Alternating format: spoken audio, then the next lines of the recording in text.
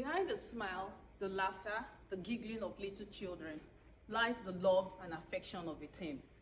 And behind this vibrant community stands a leader, guiding a team with clarity, resilience, and empathy.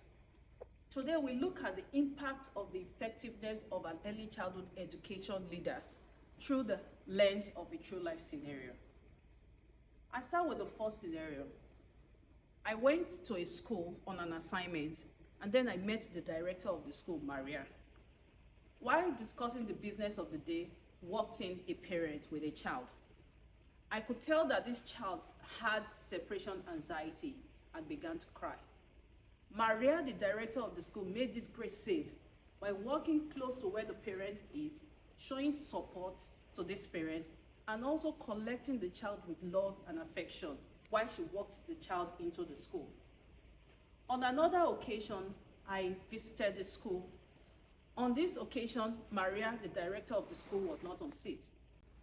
And then the staff who was attending to me saw a parent walking into the school, very agitated.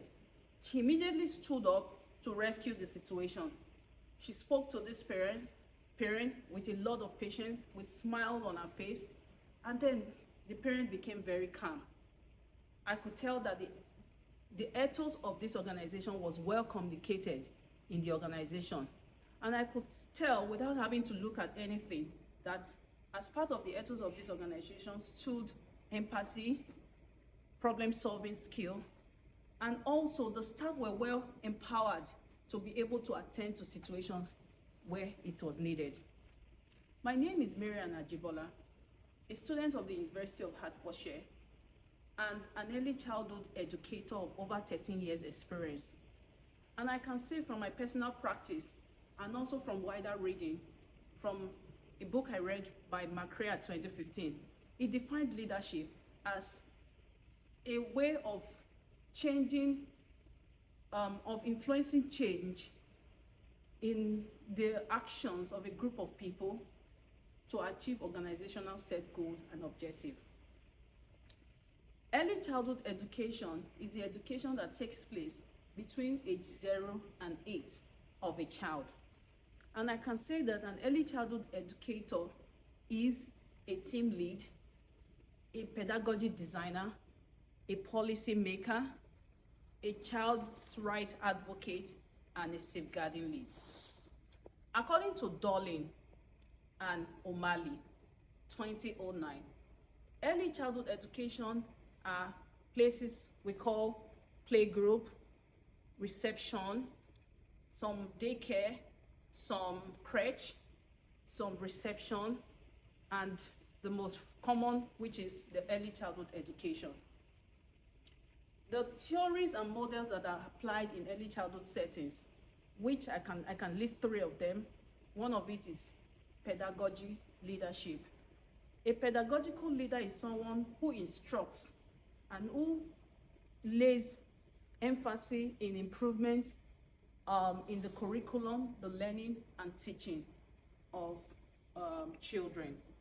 This is defined by Eavesgrave and Fuller, 2012. Then we have the hierarchical leader. The hierarchical leader is the one who believes in position. It believes in position, and decisions are made based on your position in the organogram of the organization, meaning that there's a chain of command in the organization. This was defined by Bush 2016. Then we have the distributive leader. The distributive leader is a leadership model that believes in shared responsibility. Here, there is a collaboration in decision making. What this means is that decisions are made based on experience and expertise. This is defined by Spillane et al. 2004. I have been a leader, like I said at the beginning of this talk, and I believe in the application of, or in a blend of these leadership models. I've had to apply each of these leadership model because the situation warranted for a change of leadership model. So it depends on what works for everybody, actually. When the situation arises, you can become an hierarchical leader or a pedagogic leader, as the case may be. An early childhood leader must be well informed about the policy guiding the operations of the environment where he or she operates.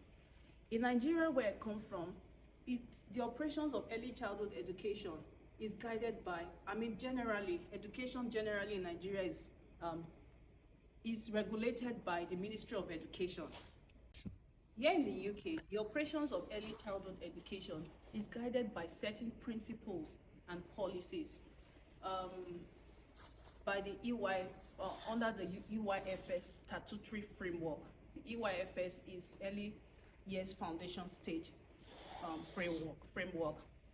This framework emphasizes on inclusivity, equity, and quality, guided by the principles of Every Child Matters and the UN Convention Rights of the Children, which is greatly underpinned by the well-being of every child, the rights of children, and the learning of the children. The EYFS emphasizes on the holistic development of every child, with emphasis on the social development of the children, the physical development of the children, the emotional development of the children, and the cognitive development of the children. The offset regulates or inspects the operations of a school. This will mean that an early childhood education leader should create or make sure that the school is ready at a short notice if the needs warrant that they are inspected by Ofsted. You can't talk about leadership in early childhood education without talking about the professional identity of a person. Your professional identity is deeply intertwined with your leadership ability, meaning that you have to possess certain skills for you to become a leader. These skills are: one, communication skill. You must have a problem-solving skill. You must be a good collaborator. You must have empathy. You must be flexible and adaptable. You must be a visionary. You must be someone who is trustworthy. And talking about collaboration, you must have great collaboration skills between both your staff, your wider community, and your parents. So while you are leading, you must pay attention to the policy guiding you, your parents, the children, and also ensuring that the children are given an environment where the creativity flourishes, where collaboration flourishes, and where the children can have freedom of speech and ability to be able to communicate freely. There are certain challenges that affect the operations of a leader. One of it is the parents. You need a good cordial relationship with parents for you to be able to thrive as a leader. Also, if the policy of guiding or the operations of an organization in an area is too rigid, it becomes very difficult for leadership to be able to thrive, for the leader of the organization to thrive in that setting.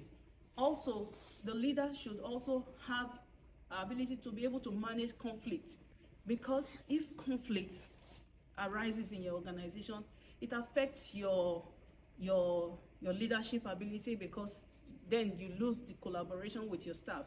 So these are challenges that affect a leader. Also, the well-being of a leader, the well-being health, the health of the leader also has a great impact on the leadership of an organization. A leader who is ill cannot be able to deliver well. And lastly, clarity in communication. If your communication is not clear enough, then you have people doing different things in the organization. So ability to be able to communicate clearly is very, very important. In Nigeria, where I come from, for example, the parents would always walk into a school for inquiries and ask for the leader, because they believe that he who pays the piper dictates the tone. When they speak to you as a leader, whatever discussion you are able to convince, or how well you're able to convince these parents will determine if they can leave their children in your care. This means that every parent is looking out for the care of their children, a place where their children would be a second home. I'll leave you with this quote by Eleanor Roosevelt, that says that great leaders are those who influence others to be confident in themselves. Thank you.